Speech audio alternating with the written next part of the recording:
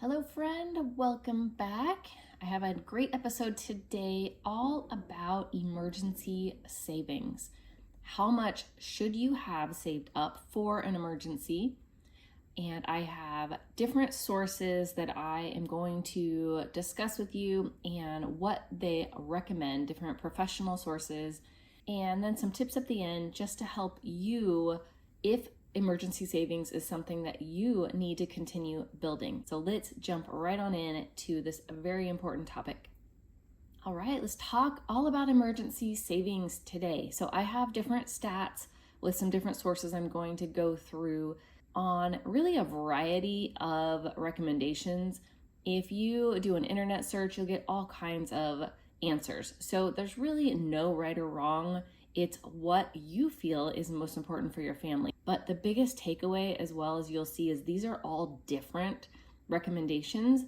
So you need to choose what's best for you and your family. According to bankrate.com, 27% of Americans don't have any emergency savings at all. And what's even more scary is that this rate is the highest rate ever since they started polling. So the amount of Americans, the percentage of Americans that do not have any emergency savings saved up at all, like not even $1, keeps getting higher. In fact, stats actually show that in 2023, the majority of Americans had less than $100 in a savings account. So many of the people that actually do have something saved up for savings, for an emergency savings, have less than $100, which is most likely not going to cover the majority of emergencies that may actually come up. So, okay, I have a question for you. In the comments, can you guess the age range of Americans with the very lowest amount of savings? Like, what age range would you guess has the lowest amount of savings of all the age ranges? I'll wait. Write in a comment and see if you can guess. All right, so the answer, pause me if you haven't guessed yet and put your guess down. I want to see what you think. Per Yahoo Finance, Americans in the age range of 45 to 54 have the lowest savings of all age ranges, with over 45% of this age group, age 45 to 54, over 45% have less than $100 saved up. This is really scary. This is the age group that I am in, and this age group is getting closer and closer to retirement age without anything saved at all. And here's a stat in Britain, according to unbiased.co.uk. 30% of people in Britain do not have any savings at all. So 27% of Americans, 30% of people in Britain, no savings at all. And I don't have stats for other countries, but I would imagine that there are probably a lot of countries that would fall in line with a pretty high percentage as well. So on an article on Lending Tree, when they asked people how much money would they need to save for a financial emergency that would avoid any additional stress. So how much do you think you would need to cover most emergencies that would help you relieve that stress? They asked people this, and 40% said they would feel comfortable having a modest amount, which they felt was below $2,500 set aside. So most people feel like less than $2,500 would reduce stress for them. 21% said they would need at least $10,000 saved to feel secure. Tell me how you feel. Drop a comment. How much do you feel you would want to have saved up, whether you do or you don't? How much would you feel would really reduce that stress for you and you would feel like would cover a majority of emergencies that may happen to you? So Fidelity Investments and Dave Ramsey, if you know anything about Dave Ramsey, they both agree that you should save up a $1,000 emergency fund as fast as possible. So this isn't the end all be all of emergency saving, but this is the first goal in tackling your finances. If you have debt that you need to pay off, they still feel like you should work first to save an additional $1,000 emergency fund as fast as you can. So what this means is, of course, you still make the minimum payments on your debt. Do not ever not pay your debts, pay the minimum payment, and any extra money that you have goes to the emergency fund until you have $1,000. Then Fidelity still thinks you should continue on after that and work towards a 3 to 6 month amount of expenses. So whatever your expenses are monthly, 3 to 6 times that. Dave Ramsey is a little bit different in his opinion on that, is that he agrees on the $1,000 to save up, but if you have debt, then you switch any additional funds to reducing and eliminating that debt until you have no more debt, except maybe a mortgage. So once your debts are paid off besides your mortgage, then you would go back to saving up additional for emergency savings. So a little bit different in their strategies, but they both feel that $1,000 would cover the majority of your kind of typical emergencies that would come up, maybe like a flat tire or some lower cost car repairs. Maybe something comes up around your house that needs a quick repair, or a doctor bill from an unexpected illness or injury, something like that. So some other sources, Wells Fargo feels you should have 3 to 6 months of living expenses. That was probably the most common response that I found, was 3 to 6 months worth of your living expenses. So whatever your living expenses are, and this is not your income. So it doesn't mean to have 3 to 6 months saved up of your income.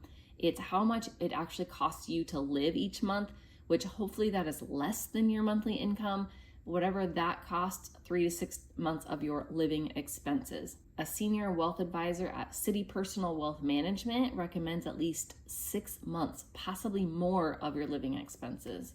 But they also say that this really depends on a few things. If you have multiple dependents in your family that you are responsible for, if you have a larger mortgage payment that you have to make, maybe you have a bigger home, if you have a job that could be harder to replace, so maybe you're more of a specialty and it could really be difficult if you lost your job to just go out and find another job that would pay you just as much as you're currently making.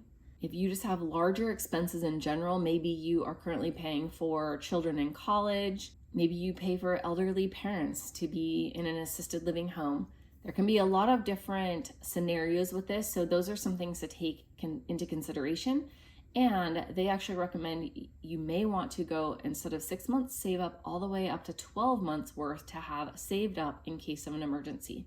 And of course, if your expenses are way lower, you don't have any dependents at all, or maybe just one, or your kids are older and getting close to moving out of the home, maybe they are in college but they're graduating soon, maybe you're planning on downsizing, or you have a lower cost mortgage and a job that's pretty easy to replace, then you may be better on the 6 month side or a 3 month side. Vanguard says 3 to 6 months as well, but they said to start your very first goal at about half of your monthly expenses. So whatever you spend in 1 month, let's give an example. If your monthly expenses are $5,000, then your first goal would be to get $2,500 as fast as possible before moving on to debt payments and other financial goals. I found some sources that said 3 to 4 months, while others said 3 to 9 months. So again, it really varies, and it's all about your individual situation and comfort level. So a great tool that you can utilize is at Fifth Third, which their website is 53.com. That's literally the numbers 53.com. They have an emergency savings calculator. I'm sure there are many others out there as well, but this is where you can go on. I highly recommend you do this, and you can get a custom recommended number for an emergency savings that is based on your current lifestyle. So you'll just answer a few questions and it will give you a custom recommendation based on your own personal situation. All right, so hopefully that gives you a wide variety of options. And again, it's really for your own personal stress and anxiety, peace of mind, your own situation, your current expenses, your upcoming expenses that you may be anticipating you need to save up for, like college, like retirement, like a wedding, anything that you want into your lifestyle you don't have currently. Maybe you have a job that you'd love to resign and start a new business. So whatever your situation is, really get to the heart of what is the right answer for you. And I would really highly just recommend that you start now. Whatever it is, whatever goal you have, if you aren't there yet, start now to build that emergency savings. just the peace of mind alone that you would get is worth it. And again, if you are in that percentage that has no savings at all, or in the percentage that really has less than $100, which that's the majority of the population, it's really important that you set a financial goal to at least save that $1,000. That is the lowest recommendation I could find, or more if you feel like you need to save up more before tackling additional debt payments or other financial goals. So if you really want to get started now, or you want to improve the situation you're in, here are a few things that you can start doing. It will at least give you some ideas of things if there are some that you have not yet implemented. So first and foremost, if you have not created a budget yet, create a budget, see where you can cut back. I have many budgeting episodes you can listen to help you create a budget for your family.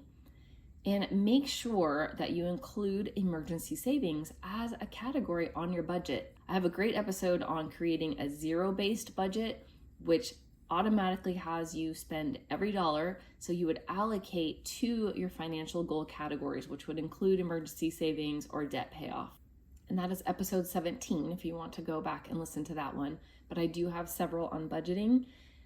Cut back on expenses even further in any categories that you can. I have so many episodes dedicated to this, because cutting back in certain categories can be a quick way to just get a little bit of extra money right now to apply to an emergency savings or whatever your financial goal is.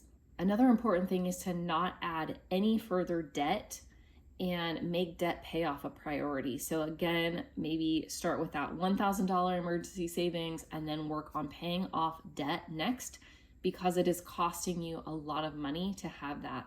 And then of course, if you do not have any extra money to dedicate to an emergency savings, you really may need to find ways to bring in some extra money. If cutting back expenses is just something you cannot do any further, you've got to bring extra money in. I have episodes on quick ways to get some extra quick cash, and I have episodes on side hustles if you are looking for something a little bit more ongoing. You've got to find the ways to bring in some extra money. So this entire podcast is dedicated to helping you reach your financial goals, get out of debt, get that emergency savings built up, accomplish whatever your financial goals are. So go through and binge all of my episodes. And I actually recommend not just listening over and over and over to them. So binging is probably not the word I should use, but really look for the ones that are most critical to you right now for whatever step you're working on, and actually implement them and do the work from every episode.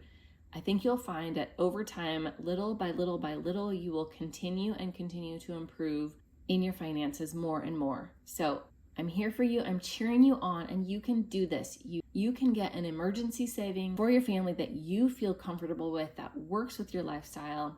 You can get your debts eliminated. You can bring in additional funds if you need to. You got this. You can do this. If there are any other topics that you feel like you really need help with, leave me a comment. I would love to help you out wherever you are struggling the most, so let me know where I can help. And thank you so much for being here with me today. And I can't wait to talk with you again next week. Blessings to your family.